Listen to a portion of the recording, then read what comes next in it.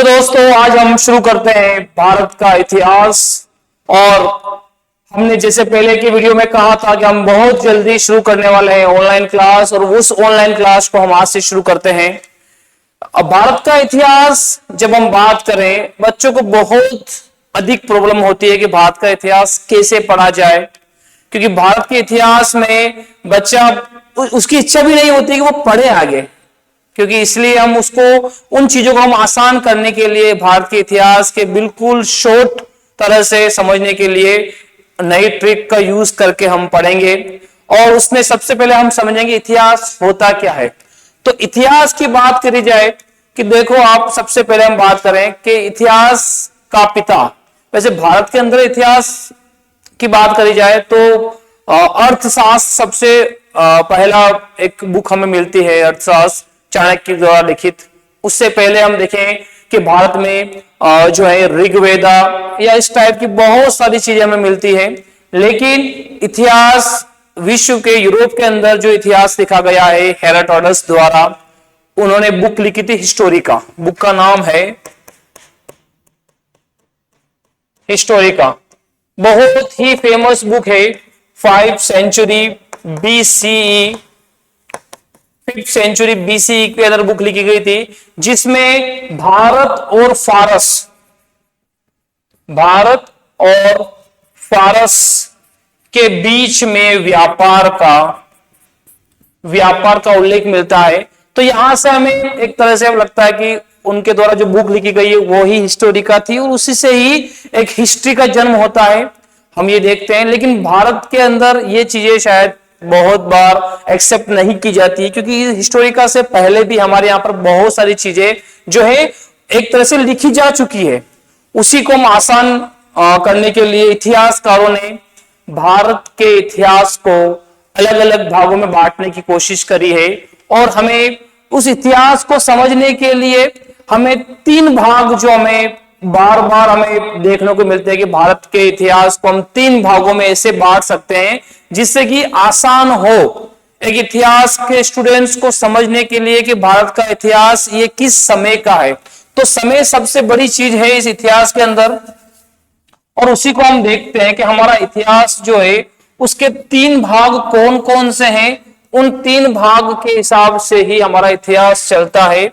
सबसे पहले हम बात करें, हमारा सबसे पहला इतिहास जिसको प्रागैतिहासिक काल बोलते हैं। क्या बोलते हैं? प्रागैतिहासिक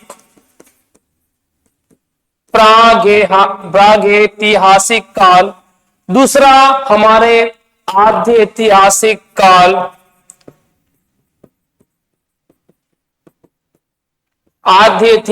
काल, और तीसरा काल हमारा है ऐतिहासिक काल। ऐतिहासिक काल, ये 3 काल अलग अलग है। जैसे हम बात करें प्रागैतिहासिक काल की, 2.5 मिलियन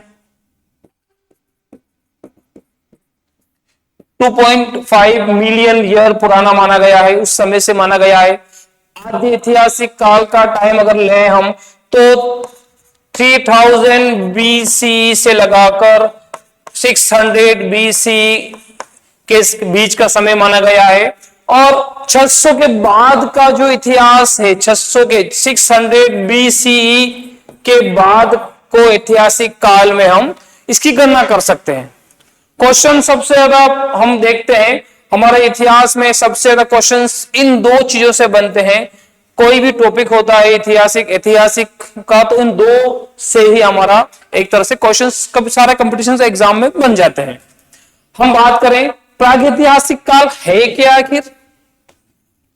देखो, ये प्रागैतिहासिक काल को अगर हम विभाजित करें तो इन विभाजन को 3 भागों में बांटा गया है। ये 3 भाग कौन कौन से हैं?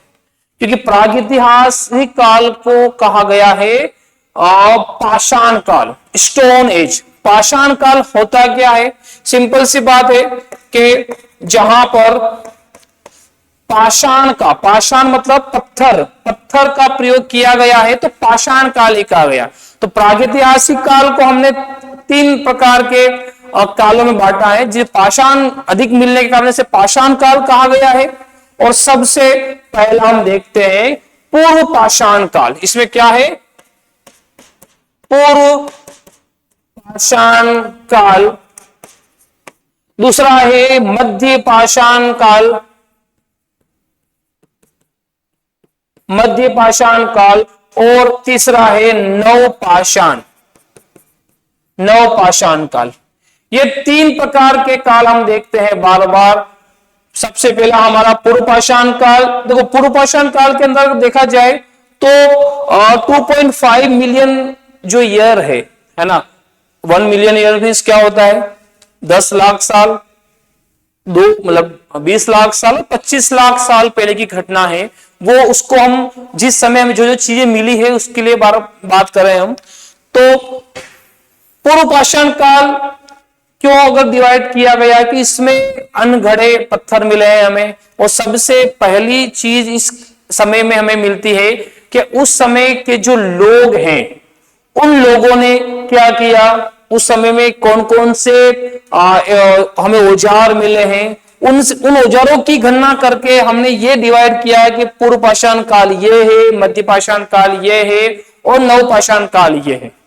इस समय की सबसे बड़ी घटना है, हम देखते हैं कि पूर्व पाषाण काल में क्या हुआ। तो हमें सभी जगह अनगढ़े पत्थर के औजार मिले हैं, कोई गढ़े नहीं है, उनका अनगढ़े औजार मिले हैं। और इन अनगढ़े औजारों का ही मानव प्रयोग करता था। और ये अधिकतर ये जो सारा क्षेत्र है वो अफ्रीका वाला जो क्षेत्र है जहां पर शुरुआत हुई मानव की, उसके बाद एशिया के अंदर आए। और एशिया के अंदर हम देखते हैं कि भारत में भी इसके बहुत सारे हमें एक तरह से स्थल मिलते हैं। किसमें? पूर्व पाषाण काल के। हम बात करें मध्य पाषाण काल। मध्य पाषाण काल में क्या है? अधिकतर जैसे एग्जांपल मैं आपसे पूछूं कि पशुपालन है ना, या फिर कुछ और मानव ने पशुओं को अपने पास रखना या फिर उनको पालना शुरू कर दिया, इस तरह के जो कार्य हुए हैं वो मध्य पाषाण काल में हुए हैं। और पूर्व पाषाण काल में उसने आग जलाने का काम शुरू किया। तो आग का आविष्कार, ये ध्यान रखना, आप कभी कभी पूछ लेते हैं आग का आविष्कार किस काल में हुआ? तो पूर्व पाषाण काल में। पशुपालन का आविष्कार किस काल में हुआ? तो मध्य पाषाण काल में। और तीसरा जो है हमारा नवपाषाण काल, जिसके अंदर मानव ने पहिए का आविष्कार किया और खेती करना। एक तो पहिया और दूसरा खेती, ये दो काम उसने नवपाषाण काल में किया। और यहीं से एक आधुनिक मानव की शुरुआत होती है, क्योंकि पहिए के आविष्कार से उसने दूर दराज के क्षेत्र को समझना शुरू कर दिया और उसी से उसने अपने जीवन के स्तर को सुधारना शुरू कर दिया। तो ये एक तरह से जो तीन काल हम देखते हैं, प्रागैतिहासिक काल, जो कि बहुत ज्यादा पुराने एविडेंस जो मिले हैं हमें, सोर्सेस मिले हैं हमें, उन सोर्सेस के अनुसार हम इसको बांट सकते हैं। दूसरा हमारे यहाँ इतिहास जो है जिसको बांट रखा गया है इतिहासकारों ने, वो आदि ऐतिहासिक काल। इस काल में है क्या? वैसे इस काल में हम देखते हैं कि मानव ने लिखने की कला को समझ लिया था, मानव ने अपने जीवन के स्तर को सुधारना शुरू कर दिया था। लेकिन यह बात भी सामने आती है कि मानव ने बहुत सारी चीजें लिखी, बहुत स्क्रिप्ट मिलती है हमें, उन स्क्रिप्ट को अभी तक पढ़ा नहीं गया। तो सिंपल सी बात है कि इस काल में हम जो हमारी सिंधु घाटी सभ्यता है, जिसको हम बोलते हैं सिंधु घाटी सभ्यता, सिंधु घाटी सभ्यता, वो इसी काल की मानी जाती है। और इसी काल के अंदर बहुत सारी स्क्रिप्ट वो मिली हमें, बस मानव उसे पढ़ नहीं सका। अभी भी आपको पता है, कुछ दिन पहले ही तमिलनाडु के सीएम ने कहा कि भाई जो इंडस वैली सिविलाइजेशन की स्क्रिप्ट को पढ़ लेगा उसको मैं $1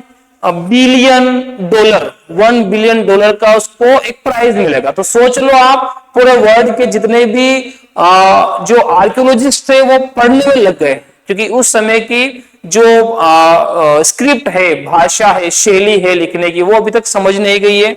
इसी क्रम में हम देखते हैं कि जो ये हमारी, क्योंकि इसमें आप देखोगे कि सबसे ज्यादा बहुत जैसे हमारे इंग्लिश में 26 जो लेटर्स होते हैं, हिंदी में 52 होते हैं, संस्कृत में, इन सभी लेटर्स में हम देखें तो कुछ ज्यादा नहीं होते हैं, लेकिन इंडस वैली सिविलाइजेशन की बात करें तो 375 से लेकर 450 तक वर्ड इतिहासकारी मानते हैं कि 375 से 450 वर्ड्स जो है, शब्द जो है, और इस जो है शैली के अंदर, इस जो कला के अंदर, स्क्रिप्ट के अंदर हो सकते हैं। इसलिए पढ़ा नहीं गया है क्योंकि ये अधिकतर चिन्हों पर आधारित है। ऐसे 419 चिन्ह हमें मिले हैं अभी तक, अलग अलग, कहीं स्टार बना हुआ है, कहीं सन बना हुआ है, उसको लेकर, तो अभी तक उसको सही तरह से पढ़ा नहीं गया है।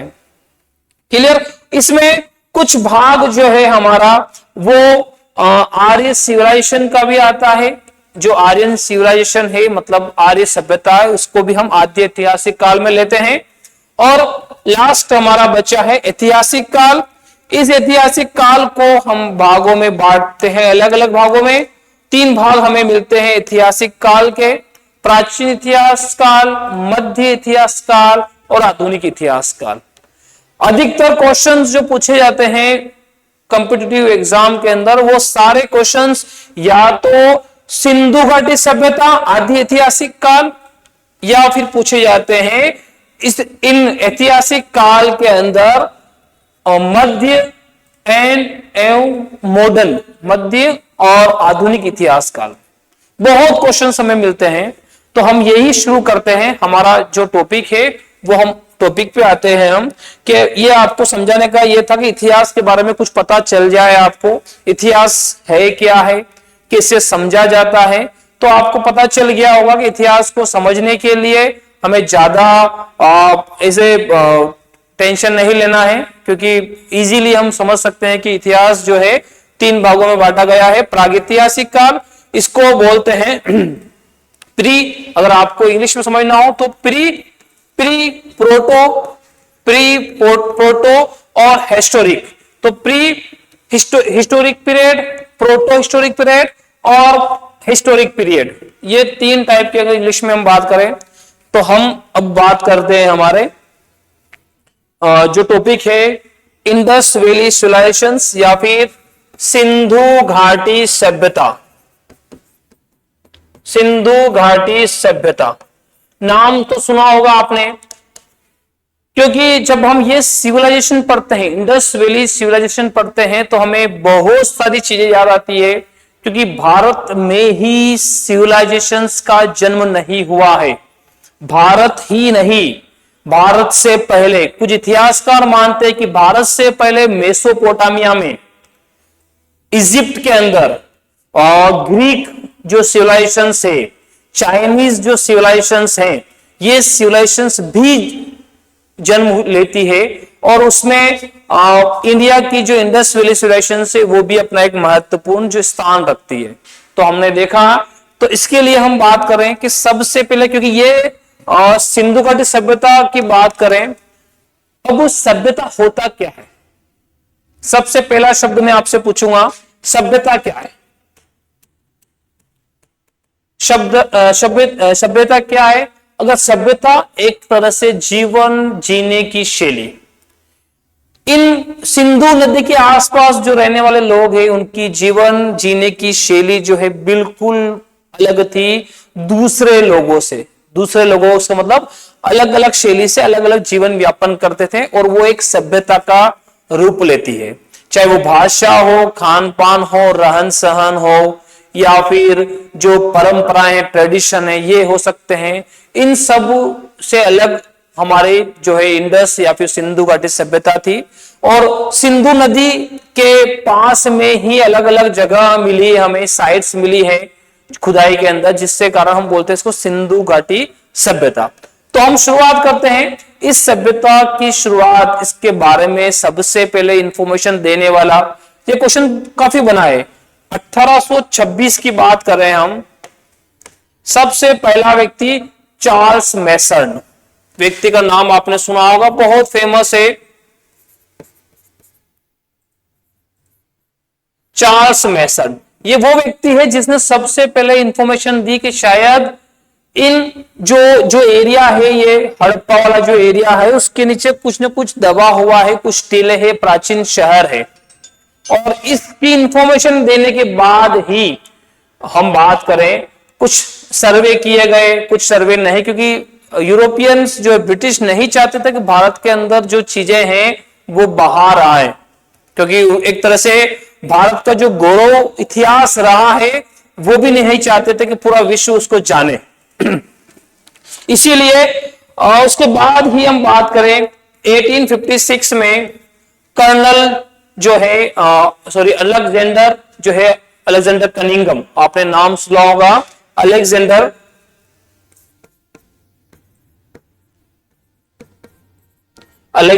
कनिंघम।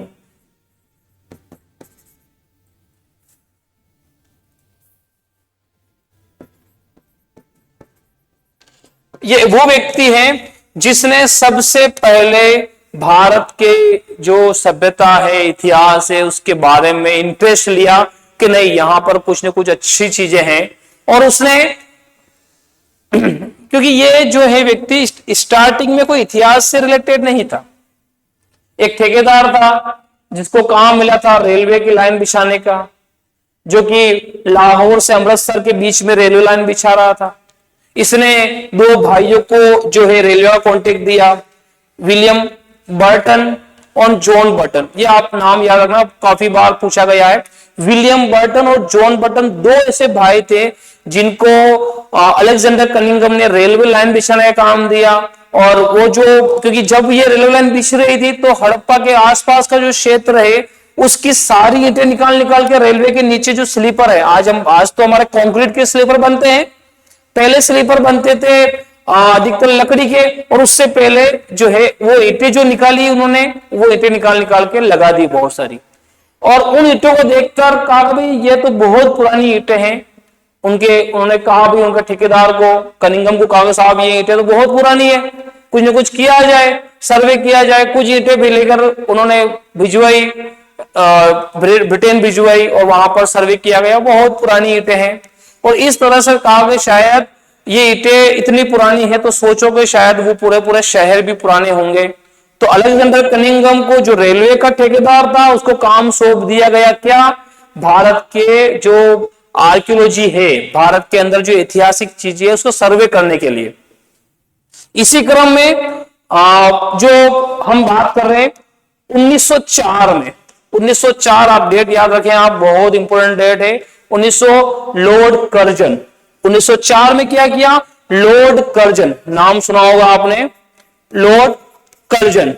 इस व्यक्ति ने क्या किया, इस व्यक्ति ने कलकत्ता में भारतीय आर्कियोलॉजिकल सर्वे डिपार्टमेंट, कहां पर, कलकत्ता में, कब, 1904 में भारतीय आर्कियोलॉजिकल सर्वे को स्टेब्लिश किया। और उसका फर्स्ट डायरेक्टर किसको बनाया, अलेक्जेंडर कनिंघम को। और इसी कारण हम देखते हैं कि पूरे इतिहास में जो सर्वे होता है, भारत में का सर्वे होगा, उसका सबसे बड़ा हेड ऑफिसर बन गया अलेक्जेंडर कनिंघम।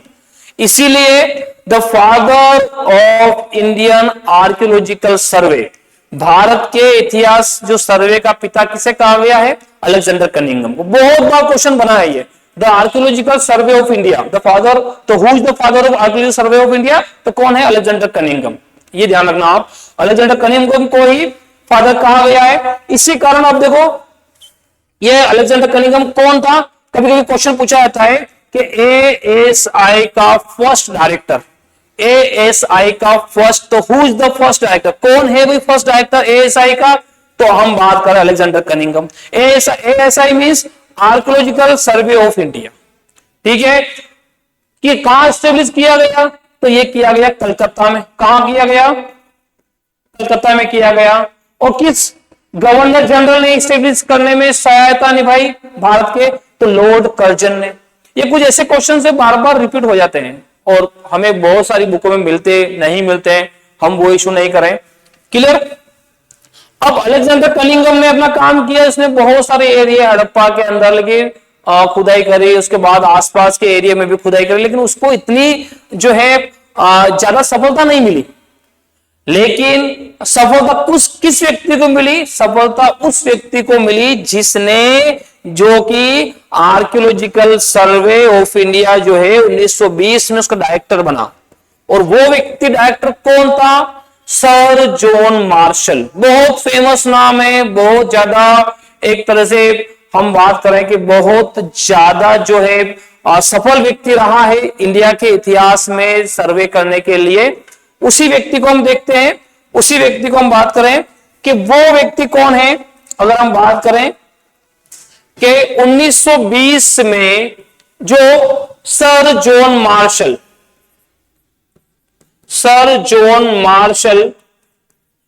ये महान व्यक्ति के बीच में कौन होता है जो कि डायरेक्टर बना, एएसआई का डायरेक्टर बना।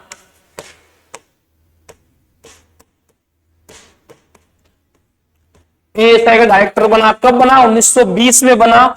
लेकिन बनते ही इसने क्या किया? बनते ही इसने 1921 में 1921 में जो है दयाराम साहनी, एक व्यक्ति, फेमस व्यक्ति है दयाराम साहनी, जो कि आप देखोगे कि ढूंढार जो है जयपुर में जो आमेर राजघराना है वहां का आर्कियोलॉजिकल ऑफिसर था। ये वहां पर जो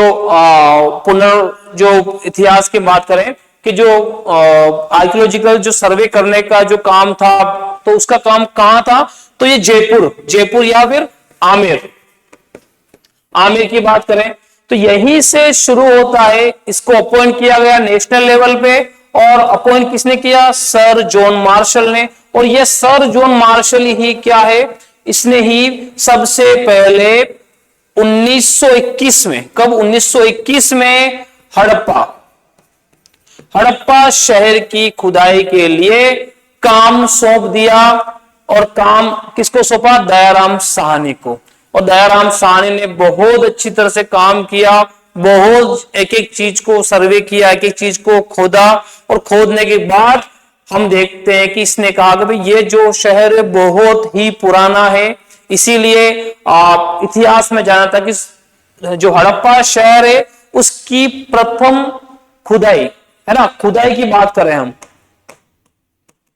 खुदाई की बात करें कि हड़प्पा शहर की खुदाई, या फिर कुछ इतिहासकार उसको एक नया वर्ड जो है वो खोज बोल देते हैं कि हड़प्पा की खुदाई की बात की जाए, लेकिन कुछ ने खुदाई से खोज कर दिया। हड़प्पा की खोज किसने करी? खोज का कोई सही वर्ड नहीं है, खुदाई सही वर्ड है, ध्यान रखें आप। खोज तो हम उसको सही नहीं मानते हैं, तो खुदाई एक सही वर्ड है कि हड़प्पा शहर की खुदाई किसने करी प्रथम बार? तो वो हमारा एक जो है दयाराम साहनी है, जो कि कहां से रिलेटेड है? जो कि जयपुर, आमेर या ढूंढार जो क्षेत्र है उनके वहां पर आर्कियोलॉजिकल ऑफिसर थे।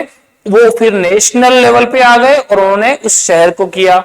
तो ये तो बात करी जॉन मार्शल ने, लेकिन वापस जॉन मार्शल ने एक और बड़ा कदम उठाया। और क्या कदम उठाया उसने?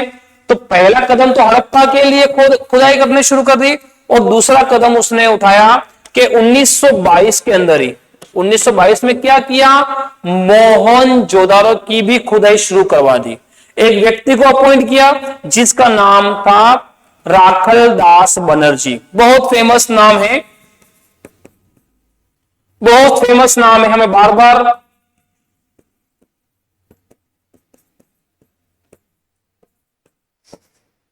सुनने को मिलता है कि राखल दास बनर्जी। और कहां पर? मोहनजोदारो,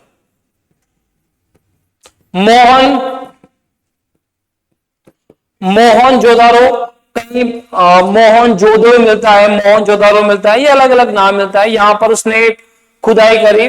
तो ये दो चीजें जो है फेमस चीजें किसके बारे में रही? ये फेमस चीजें रही जो है सर जॉन मार्शल। और वो पहला व्यक्ति ही है, सर जॉन मार्शल ऐसा पहला व्यक्ति ही है जिसने ये बताया कि सिंधु नदी के आसपास जो हमें साइट्स मिली है, जो क्षेत्र मिले हैं, इसीलिए पहली बार जो है सिंधु घाटी सभ्यता बहुत फेमस है। पहली बार सिंधु घाटी सभ्यता को नाम देने वाला व्यक्ति कौन है? तो वो हमारा सर जॉन मार्शल है। ध्यान रखना, बहुत इंपॉर्टेंट, कोई पूछा जाता है बार बार कि प्रथम बार जो है सिंधु घाटी सभ्यता को नाम देने वाला प्रथम बार किसने नाम दिया? तो सर जॉन मार्शल ने। क्लियर? यहीं से हमारे एक नए युग की शुरुआत होती है। अब हम देखते हैं कि इन्होंने नाम तो दे दिए, खोज कर ली, क्योंकि यहीं से सभ्यता का आगे पड़ाव चलता रहेगा हमारा। अभी हमने कुछ खोज से संबंधित चीजें देखी है।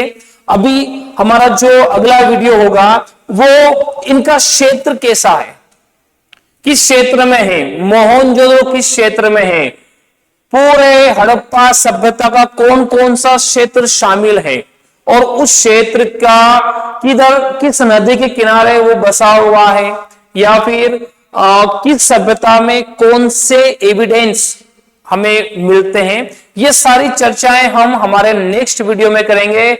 आशा करता हूं आपको इतिहास का कुछ टॉपिक समझ में आया होगा। अभी हमने खोज संबंधित चीजों के बारे में पढ़ा है, आगे हम इसके क्षेत्र और वहां पर मिलने वाले एविडेंस जो हैं, जो जो चीजें मिली हैं, उन पर हम चर्चा करेंगे। थैंक यू दोस्तों, लाइक शेयर एंड कमेंट्स।